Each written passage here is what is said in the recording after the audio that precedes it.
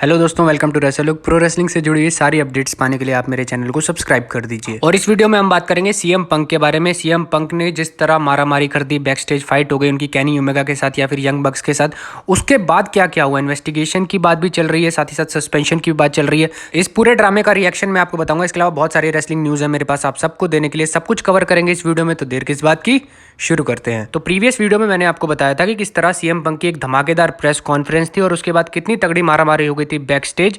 तो उसके बाद की स्थिति के बारे में बात करते हैं। तो इस धमाकेदार प्रेस कॉन्फ्रेंस के बाद सीएम पंक जाते हैं अपने लॉकर रूम में और उनके लॉकर रूम में आते हैं केनी ओमेगा और यंग बक्स और एक दो और आते हैं जो सुपरस्टार जो सीएम पंक से चिड़े हुए थे। और ये जो सारी फाइट हुई थी, ये सारा अट्रैक्शन जो हुआ था, ये सीएम पंक के लॉकर रूम में ही हुआ था। पहले ये न्यूज आई थी कि ये बैक स्टेज वाला मामला था, लेकिन अब क्लियर हो गया कि सीएम पंक के लॉकर रूम में ही ये सब हुआ था। और प्रीवियस वीडियो में मैंने आपको ये भी बताया था कि किसने किसको मारा था, किसने किसके बाल पकड़े थे, सब कुछ मैंने बताया था प्रीवियस वीडियो में। तो आपको लिंक मिल जाएगा डिस्क्रिप्शन में, आप लोग जाके उसे देख लेना, फिर आप आगे की स्टोरी अच्छे से समझ भी पाओगे। और इस पूरी मारामारी के बाद ये खबर आती है कि इन्वेस्टिगेशंस के ऑर्डर दे दिए गए हैं। एक थर्ड पार्टी की पूरी एक टीम बनाई गई है जो इस मामले की पूरी इन्वेस्टिगेशन करेगी। और इस इन्वेस्टिगेशन वाली खबर के बाद तुरंत एक और खबर आती है कि बहुत सारे सुपरस्टार्स को सस्पेंड भी कर दिया गया है, जिनमें सबसे बड़ा नाम था केनी ओमेगा का। इसके अलावा यंग बक्स की टीम यानी पूरी एलीट, इसके अलावा पैट बक्स भी थे, क्रिस डैनियल्स भी थे, इसके अलावा माका जावा भी थे और साथ ही साथ थे ब्रेंडन कार्टर। और जब तक मैं ये वीडियो रिकॉर्ड कर रहा था तब तक मुझे कोई खबर नहीं मिली कि सीएम पंक सस्पेंड है या फिर ए स्टील सस्पेंड है या नहीं। कंफर्म कुछ भी नहीं था अभी। अब ये तो बात हो गई कि प्रेस कॉन्फ्रेंस भी हो गई, मारामारी भी हो गई,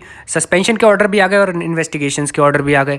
इसके बाद क्या हुआ वो भी आप सुन लो अब। तो मल्टीपल सोर्सेस से हमें यह पता चला कि सीएम पंक इस समय इंजर्ड हैं और उन्होंने अपनी चैंपियनशिप को रिलिंक्विश कर भी दिया, जिसका पता हमें कंफर्मेशन मिल गई डायनामाइट के शो पर, जब हमें टोनी खान ने एड्रेस करते हुए ये बताया कि चैंपियनशिप को विकेट कर दिया गया है। और सीएम पंक की इंजरी बाइसेप या ट्राइसेप से रिलेटेड ही है, कोई बहुत बड़ा टॉम आ गया उसमें, जिसकी वजह से उनको सर्जरी भी करानी पड़ेगी और उनको रिकवरी टाइम लगेगा 8 महीने तक का। और एक अनकन्फर्म न्यूज मैं आपको ये भी बता देता हूँ कि सीएम पंक और एडब्ल्यू मतलब जॉइंटली एक ऐसे डिसीजन पे आ सकते हैं जहां पे सीएम पंक कंपनी को छोड़ भी दें।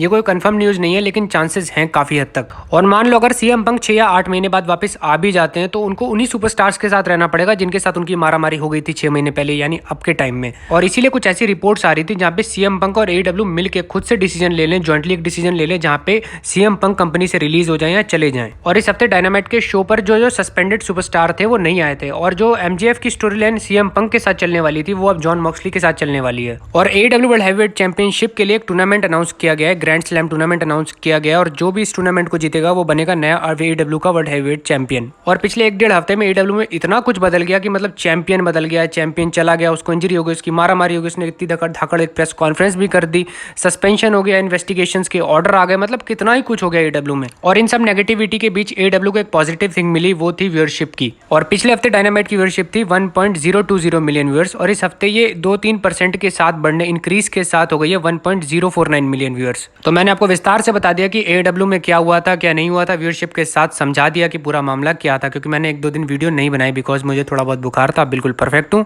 अब चलते हैं न्यूज एंड अपडेट्स की तरफ, और सबसे पहले बात करते हैं मैलेकाई ब्लैक यानी एकेए एलिस्टर ब्लैक के बारे में। तो कुछ घंटे पहले रिपोर्ट ये आई थी कि एलिस्टर ब्लैक ने अपना रिलीज मांगा है एडब्ल्यू से, जो उन्हें मिल भी गया, लेकिन बाद में रिपोर्ट ये आई कि उसमें कुछ कंडीशंस भी अप्लाई कर दी गई हैं। यानी बेसिकली एलिस्टर ब्लैक को रिलीज तो मिल गया, साथ में कंडीशन ये है कि वो 6 महीने तक कंपीट नहीं कर सकते किसी भी प्रमोशन में। और एलिस्टर ब्लैक के रिलीज से एक कंडीशन ये भी अप्लाई हो गई कि उनको कुछ मनी कम मिलेगी, यानी उनके जो कॉन्ट्रैक्ट की जो उनके पूरे सालाना मिलने वाले पैसे थे उसमें कुछ कटौती की जाएगी। तो एडब्ल्यू का बहुत बड़ा स्टार फ्यूचर, एडब्ल्यू के वर्ल्ड हैवीवेट चैंपियन हो सकते थे हमारे मैलेकाई ब्लैक या एलिस्टर ब्लैक, लेकिन अब ऐसा कुछ नहीं है और अब वो रिलीज हो चुके हैं, कंडीशंस के साथ रिलीज हो चुके हैं। और मुझे ऐसा लग रहा है कि एलिस्टर ब्लैक डब्ल्यूडब्ल्यूई में आएंगे, आई एम डैम श्योर वो वहीं आएंगे, तभी उन्होंने इतनी सारी कंडीशंस के साथ रिलीज को एक्सेप्ट कर लिया, वरना मेरे ख्याल पेमेंट के हिसाब से तो नहीं बनता था, क्योंकि वो भी सोच सकते थे कि मेरा कॉन्ट्रैक्ट पूरा हो जाए तब मैं जाऊं, पर उन्होंने पहले ही रिलीज मांग लिया। अब बात करते हैं ब्रॉन स्ट्रोमन के बारे में, जिनके रिगार्डिंग खबर ये कि वो बेबी फेस ही आगे बढ़ने वाले हैं। तो आप सब जानते हो कि ब्रॉन स्ट्रोमन का रिटर्न हो गया मंडे नाइट रॉ पे इस हफ्ते, और इससे पहले उनको रिलीज कर दिया गया था बिकॉज ऑफ बजट कट्स। और उनको जो हील्स और बेबी फेस की जो लिस्ट होती है उसमें बेबी फेस के रूप में लिस्ट किया गया है,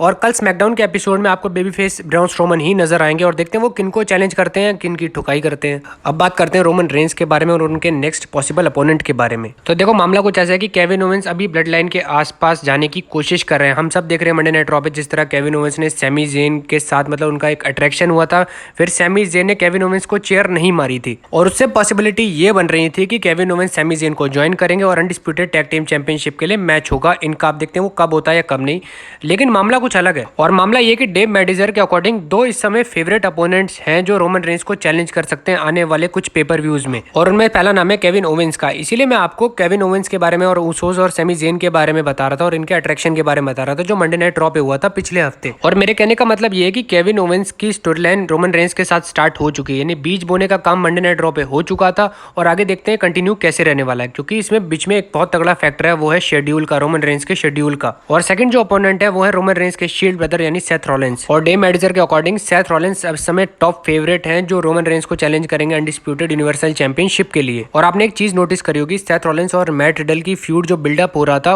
उसमें कई बार सेथ रॉलिंस ने रोमन रेंस का भी नाम लिया और अनडिस्प्यूटेड यूनिवर्सल चैंपियनशिप जीतने का भी नाम लिया। तो देखते हैं सेथ रॉलिंस या केविन ओवेंस में से कौन सबसे पहले चैलेंज करता है रोमन रेंस को अनडिस्प्यूटेड यूनिवर्सल चैंपियनशिप के लिए। और मेरे हिसाब से केविन ओवेंस इस समय थोड़ा आगे भी चल रहे हैं इस चीज में। नेक्स्ट हम बात करते हैं ट्रिपल एच के बारे में, साथ ही साथ बात करेंगे ग्रैमी अवार्ड विनर बैड बनी के बारे में। तो ट्रिपल एच पहुंचे थे बैड बनी के एक शो के एरिना में और ये वही एरिना है जहां पे रॉयल रंबल 2023 होने वाली है। और ये पूरी बात हमें ट्रिपल एच ने अपने ऑफिशियल ट्विटर अकाउंट पे बताई, साथ ही साथ आप फोटोज भी देख सकते हो ट्रिपल एच की बैड बनी के साथ। और इसी के रिगार्डिंग एक और न्यूज आपको बता देता हूँ कि ट्रिपल एच ने ऑफर किया है बैड बनी को रॉयल रंबल में आने के लिए, और बहुत ही अच्छी परफॉर्मेंस रही थी रॉयल रंबल में पिछली बार यानी इस साल बैड बनी की, और साथ ही साथ रेसलमेनिया में भी उनकी बहुत अच्छी परफॉर्मेंस रही थी।